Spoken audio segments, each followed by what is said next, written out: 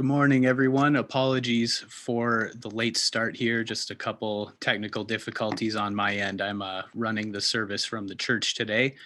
My name is Alex Johnson. John Humphrey will be joining us shortly as our host for today. But we are very happy to have Brian Lozenski with us here, and he will be speaking about African American cultural and educational history. Brian, you want to take it away? Sure, thank you. It's great to be back with you all today.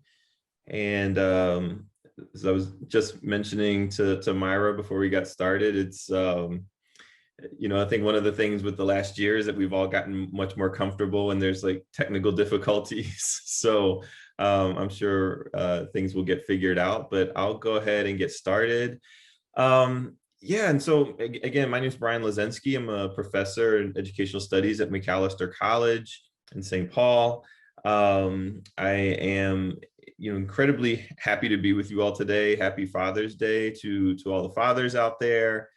And this is my second time talking. I had a session back in January, so I'll try my best to summarize some of the takeaways in case you weren't there in January. And one of the things that that my work does in educational studies is that I try to focus on educational contexts and educational environments through the perspectives of African Americans. And I think this is important for lots of different reasons. I think one, it's important because of what we can describe as educational dispossession. And so we might think about that education is a right that's conferred to everyone. So you can't be denied as a US citizen, you can't be denied an education. And then on the flip side of that, education is also compulsory. It's also an obligation. So you can't opt out of schooling. And so it's one of those interesting things, like you might, if we compared it to voting, for instance, right? You don't get penalized for not voting, even though it is a right. But schools operates a little bit differently. And so when we start to think about, well, what are the experiences of Black folks in the United States with regards to educational aspiration, educational attainment, educational ideas, things that we sometimes take for granted, we can get a different perspective of what school means, right? What school looks like, what we can expect from school, what we can ask of school. And I also don't want to just conflate, you'll hear me talk a little bit more today, I don't want to just conflate education and schooling. I actually think they're two very different things. And we can get into that a little bit more. The foundational educational theorist, Carter G. Woodson, and if you've never heard of Carter G. Woodson, you've definitely heard of Carter G. Woodson's legacy. If you heard the concept of Black History Month in February, right? That started as Negro History Week in 1926. And Carter G. Woodson was the creator of that concept. And so interestingly, I'll just tell you a little bit, Negro History Week was meant in its conception by Woodson. It was meant to be a week where students would showcase what they had been learning all year round about Black history, or African American history, knowledge, and also connected to a pre-colonial African history, and that there is just a myriad amount of information and knowledge to be shared and ways of thinking to be explored. And so it was supposed to be a way to say, here's what we've been doing all year. And so we've problematically, and I'd say actually done a really bad job of inverting that concept, where Black History Month becomes one of the only times that we actually explore the histories and legacies, as opposed to making it a space where we're sharing things that we're learning all year round. And so, my what I want to talk about today, and I do want to leave some extra time at the end for more questions. I think last time I spoke, we ran out of time towards the end for some questions, and I'm actually going to start the talk today with another response to one of the questions that I had received earlier on to kind of give us some more context to talk about these things. But I definitely want to situate the importance of using Black history as a lens through which to ask questions about our current educational contexts. So this is not just about knowing and exploring histories, it's also about rethinking and reshaping the kinds of questions that we're asking about what happens in schools today. And I've argued before that, I think a lot of times we settle on this kind of mediocrity around the educational questions that we're centering in our schools today. We tend to really think about, in Minnesota in particular, this idea of college and career readiness is the centerpiece for the educational thought that dominates our school systems. And, I'm not arguing that our schools should not prepare young people for college and for a career. I'm a college professor. I think colleges are important. And I think careers are important and the material conditions of our lives are important. But if we've learned anything from this last year, we've learned that, or we hopefully should have learned, and I don't know how hopeful I am actually, but that we actually need to do some things drastically different. And that education is not just about fitting into a world. Education is about the capacity and the ability to change that world.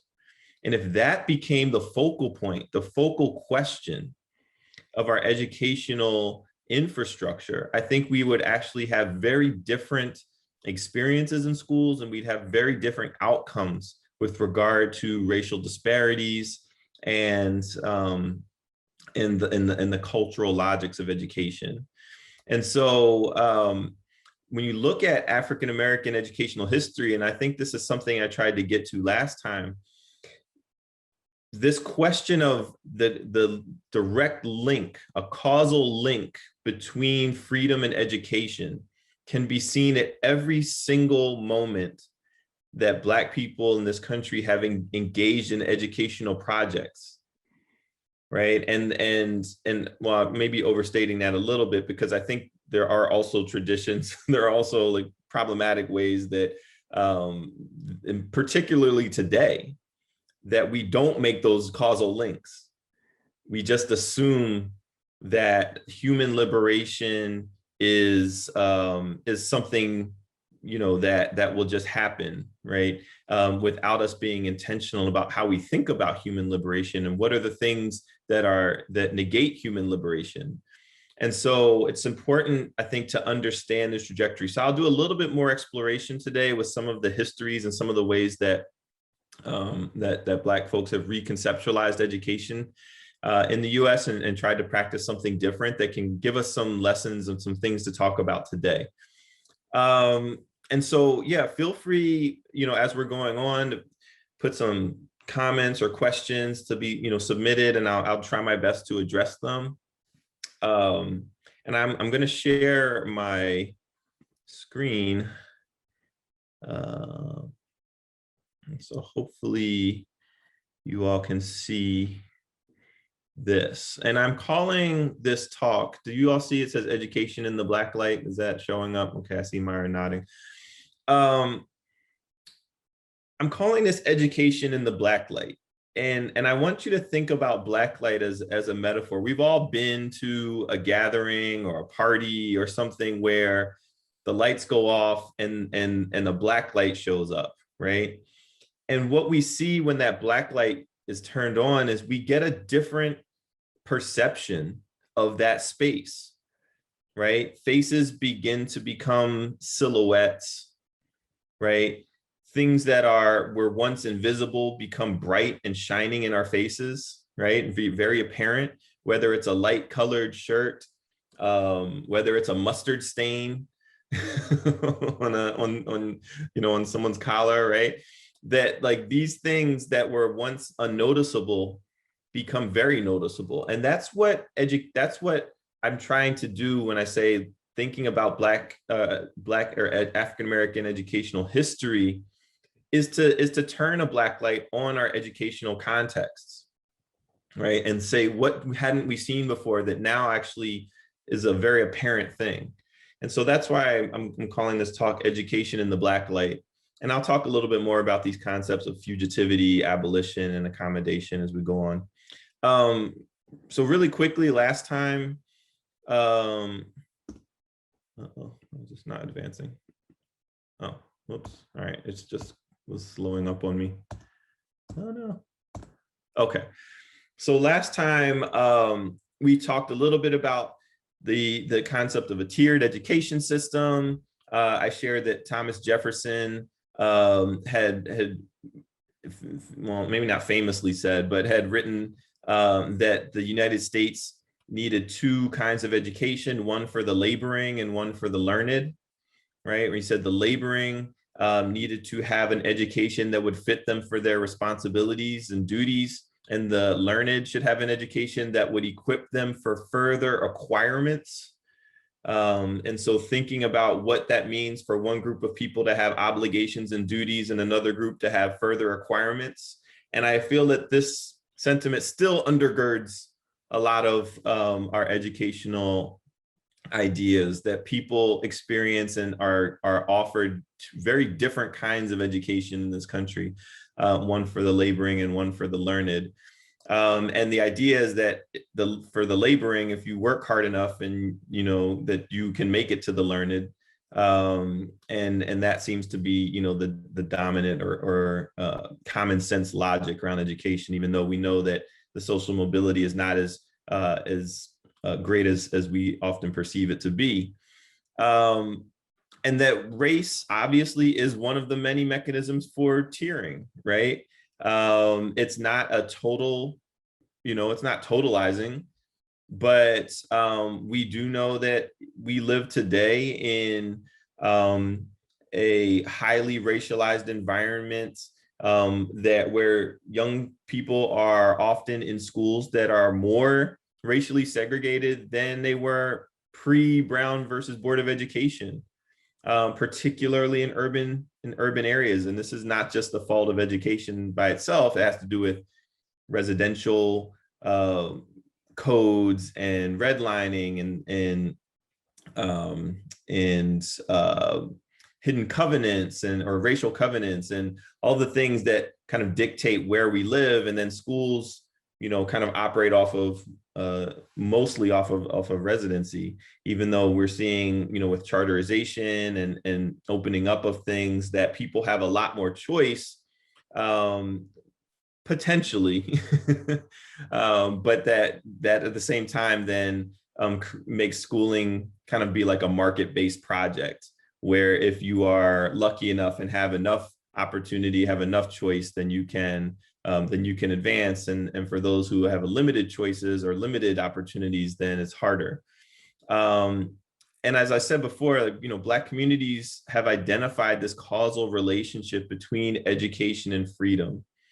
We can look to some of the slave narratives, right? Frederick Douglass famously said, learning to read unfits someone to be enslaved, right? And I would say, nothing at all fits anyone to be enslaved.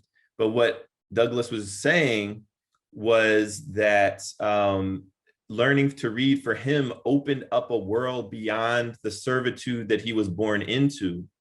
And that was all he knew. And so learning to read opened up another avenue, another option for him, another way to be in the world.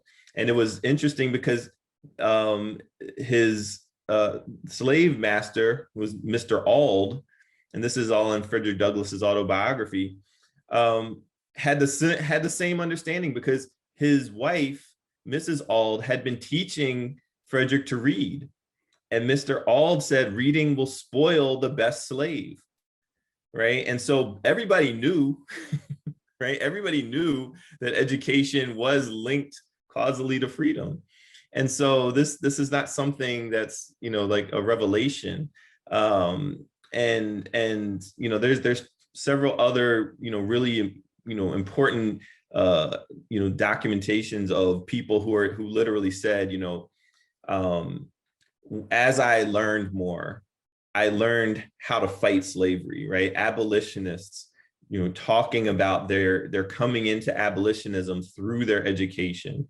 And so that question, I think, still remains today. What is the causal relationship between education and freedom? James Baldwin gave a talk to teachers in 1963, and he says that so any citizen of this country who figures himself as responsible, and we see the patriarchal language, of course, right? But any citizen of this country who figures himself as responsible, and particularly those of you who deal with the minds and hearts of young people, right? These teachers he's talking to, must be prepared to go for broke. Or to put it another way, you must understand that in the attempt to correct so many generations of bad faith and cruelty, when it is operating not only in the classroom, but in society, you will meet the most fantastic, the most brutal, and the most determined resistance. There is no point in pretending that this won't happen.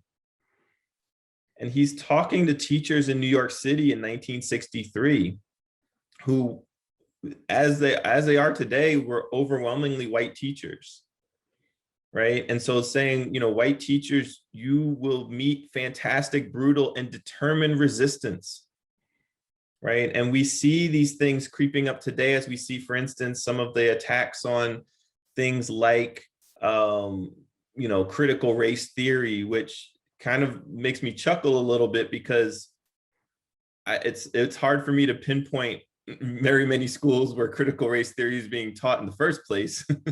Critical race theories comes out of legal studies, and it's a mode for trying to understand how race has been encoded into law, and how those histories of racial logics and law have created uneven opportunities for folks, right? And so, typically, our children in school are not studying legal theory. So it's kind of laughable that critical race theory, but of course it becomes just it's somewhat of a dog whistle. John, are you trying to signal me?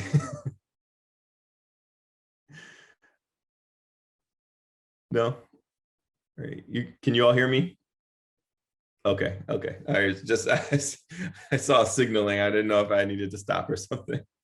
But yeah, yeah, I mean, we should expect these things, right? We should expect resistance as we go on. So I'm going to start off, like I said, with a question that was asked last time I spoke. And the question was,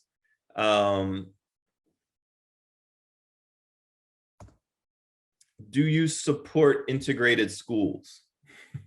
That was the question that came up in the chat. And, I had to give a really quick answer to that question, which the short answer is yes, I support integrated schools. But I also don't think we've ever had integrated schools. So I'll say a little bit more about what I mean by that. And so I think we actually have to understand 4 kinds of schooling, right? 4 different conceptions of education that have existed in the United States. The first is segregated schooling. Okay, segregated schooling, segregation is an imposed arrangement. Okay, it's codified into policy. It's a social and political legal structure that separates people by race. So Jim Crow segregation was a legal arrangement, right? Saying that these schools were, racially made for folks who identified as white. These schools were legally made for folks who are identified as non-white. And the funny thing is, if you look at the history, so, people always wondering about what about like Asian folks and Latinx folks, like how did segregation impact them? it impacted those communities greatly. Um, uh, oh shoot, I'm forgetting his name. Donato is his last name. I can't remember his first name right now. I think it's Robert Donato does this really cool analysis where he looks at the history of Mexican Americans and how over a period of 60 years through Supreme Court and also state Supreme Court cases, Mexican Americans were changed racial designations 7 times in the history of the United States. So sometimes they were identified as white, sometimes they were identified as indigenous, and sometimes they were identified as non-white, right, or even black in various cases. And so the question he raises is, how did Mexicans change race, right? Like, how did that happen? And the interesting thing is the answer like really is important to understand, because race is used to serve certain purposes, right? So they were identified as white when there was a necessity to create a white majority in a particular area, right, that wanted to have some kind of access to greater tax dollars, or right. And so then they needed a larger white population. They were identified as black when they were being denied, right? When they were being denied access to particular kinds of schooling. They were identified as indigenous, right? When they were, for the purposes of dispossession and taking land away. So it's really interesting to see how race, it really is used to serve a function. It serve a purpose for a particular kind of outcome. And so we see that in there. But anyway, racial segregation is imposed as a social legal structure, okay? What we get confused with is desegregation, okay? Desegregation is also imposed. So we think of Brown versus Board of Education, that is a desegregation policy, okay? It has a narrow focus on demographics. It says that you cannot deny someone access to a particular school simply because of their race. Okay, and also there's certain policies sometimes that says you have to have a quota, or you have to have a particular, if we have communities that are racially segregated and residential and like where they live, that we have to bus one community to another, right, to be able to desegregate their schools. I almost slipped there myself and said integrate, but it's not integration. So desegregation usually is a one-way movement of one population into the context of another population. And so we think about Brown v. Board, what we saw were Black students being moved into formerly all-white schools. But what was happening in those schools did not have to change. Okay, it's a desegregated school, meaning you are now a Black student in a white school, right? And we still have this idea. We talk about, for instance, colleges. I teach at Macalester. Macalester is often identified as a predominantly white institution. And I was questioned, I was like, what does that mean? What does that mean that it's a predominantly white institution, right? And so we have to think about how that connects to historical legacies of discrimination, right? That created that, because these things they don't just happen naturally, right? They get created. And so when we talk about students of color existing in a white school, that's a desegregation model, okay? And then what we see as a result of desegregation is a separation model, which is different than segregation, right? Separation is a practiced model of education. It's not imposed, right? It's when communities say, I don't want to be in this space. And so they pick up and they leave, and they create other kinds of spaces for regroupment or some may call it maroonage, right? Like being a maroon community. And so we see that in the history, again, of Black education, where, Black folks were existing in white schools and saying, this school's not serving us very well. And so we want to create something else. And they may be a private school, might be an independent school, might be a church school, right? And we'll talk a little bit more, it might be a freedom school or something like that, right? But that separation is very different. And I'll also say that, white folks also engage in separation, right? And so we know post Brown v. Board, there was a fleeing of schools that were desegregated, right? Voucher programs that were created for white folks to go into parochial schools, schools that were created. I mean, we think about suburbanization that was happening at the same time. Again, those like restrictive racial covenants that created, public schools that were still predominantly all white schools, right? And that still exists very much today, where you can go, and go into a school that's 90-something% white students, right? And so we see this, this is like a separation tactic, okay? And then the ideal is integration, but integration is not just moving one group into the system of another group. Integration is the coming together, right? It's taking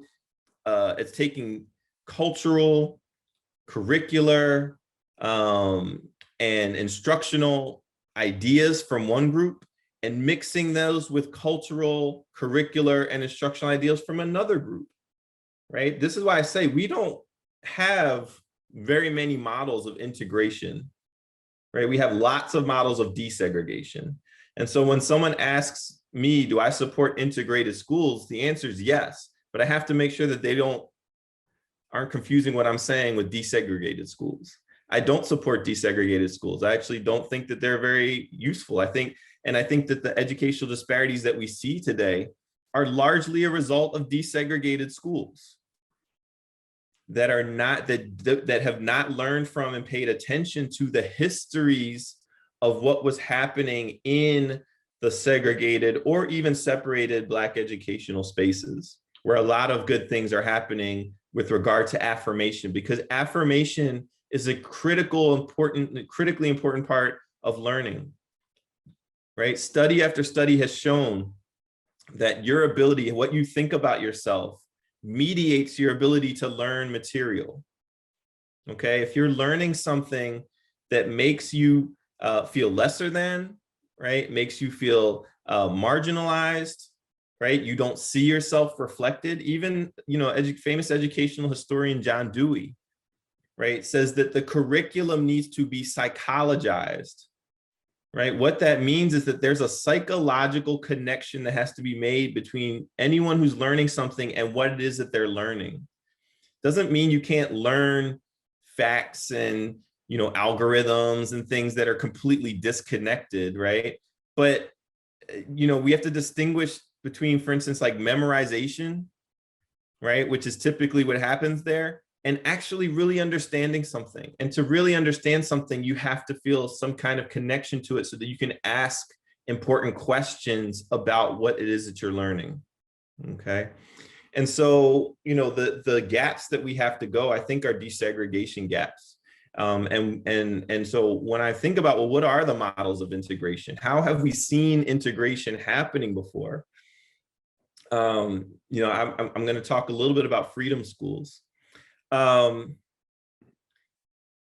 I think actually this quote from W.E.B. Du Bois, he was asked the same question in, I believe he wrote this essay in the 1940s, when the question of desegregation was coming about. And he wrote this essay called, does the Negro need segregated schools, right? And so Du Bois says the Negro needs neither segregated schools nor mixed schools. And mixed was, I think, what he was using to say desegregated, right? So he wasn't really talking about integration yet, right? He says the Negro needs neither segregated schools nor mixed schools.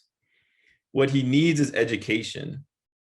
What he must remember is that there is no magic either in mixed schools or in segregated schools.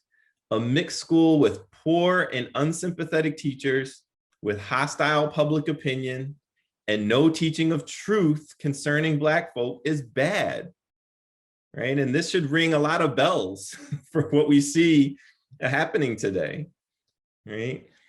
A segregated school with ignorant placeholders, and I'll come back to ignorant placeholders for a second, right? Inadequate equipment, poor salaries, and wretched housing is equally bad, right? So the material conditions of the school actually matter. And he talks about ignorant placeholders. Sometimes he's talking about untrained educators just being put into the classrooms, right? So he's thinking about what are the educational qualifications of folks who are teaching Black kids, right? He said, other things being equal, the mixed school is the broader, more natural basis for the education of all youth, right? Even basic demographic mixing is better, right? Is what he's saying. It gives wider context, it inspires greater self-confidence, and suppresses the inferiority complex. But other things are seldom equal, right? So all things being equal, we want a desegregated school, but all things aren't equal. And in that case, sympathy, knowledge, and truth outweigh all that mixed schools can offer.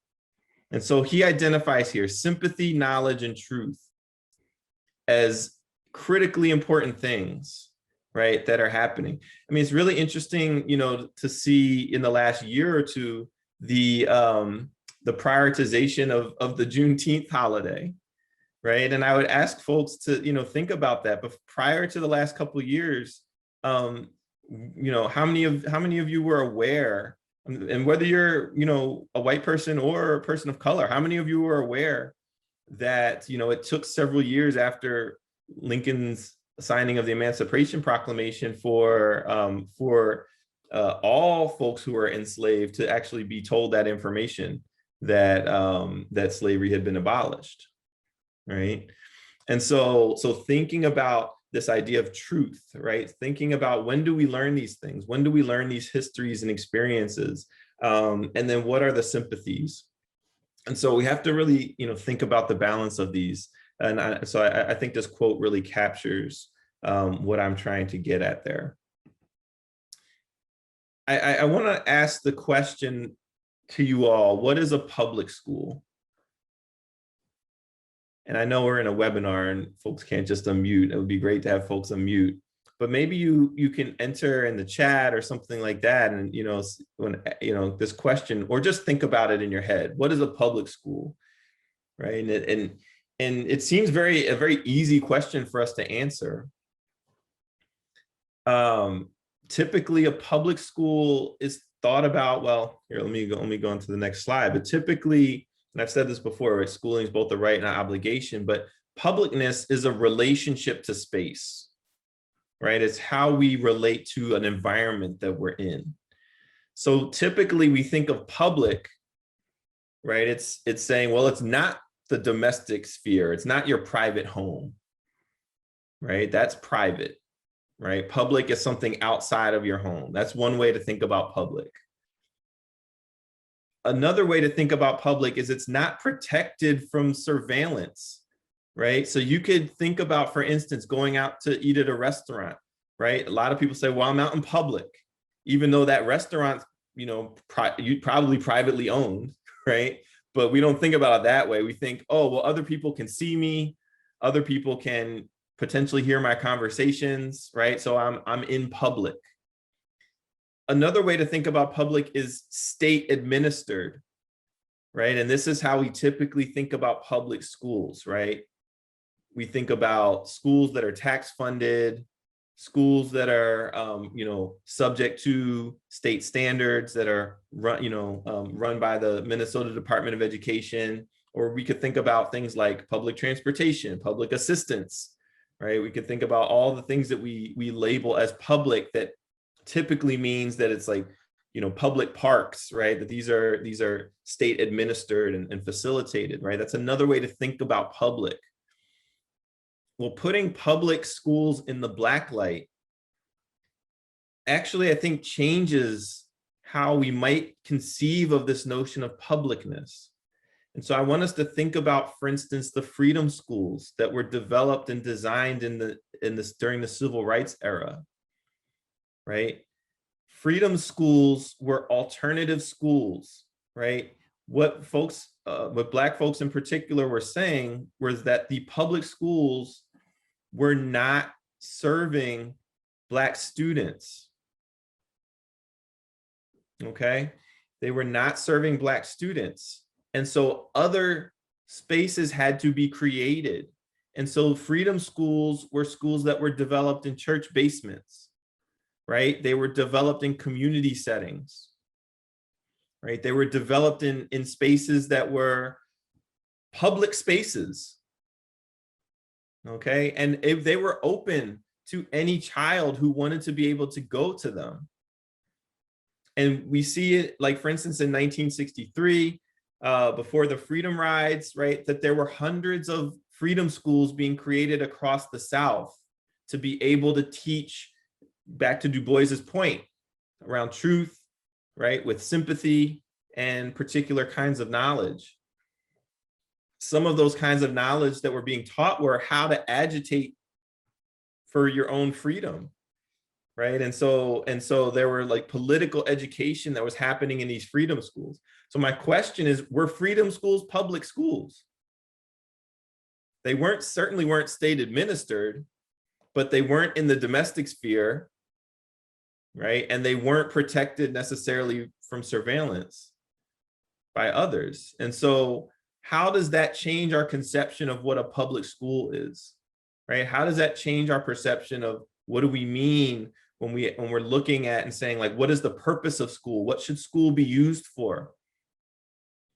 Okay, Black folks have questioned that. When you look at this, this is a statement that came from one of the freedom schools in Hattiesburg, Mississippi, right? It says, in this course of human events, it's become necessary for the Negro people to break away from the customs which have made it very difficult for the Negro to get his God-given rights. We as citizens of Mississippi do hereby state that all people should have the right to petition, to assemble, to use public spaces. We do hereby declare independence from the unjust laws of Mississippi which conflict with the United States Constitution, right? What a powerful statement that is, right? At once upholding this notion of citizenship, upholding the notion of the Constitution, right? And condemning the practices happening in the state. And suggesting that folks break away from those unjust laws, right? This is the kind of education that was happening in freedom schools.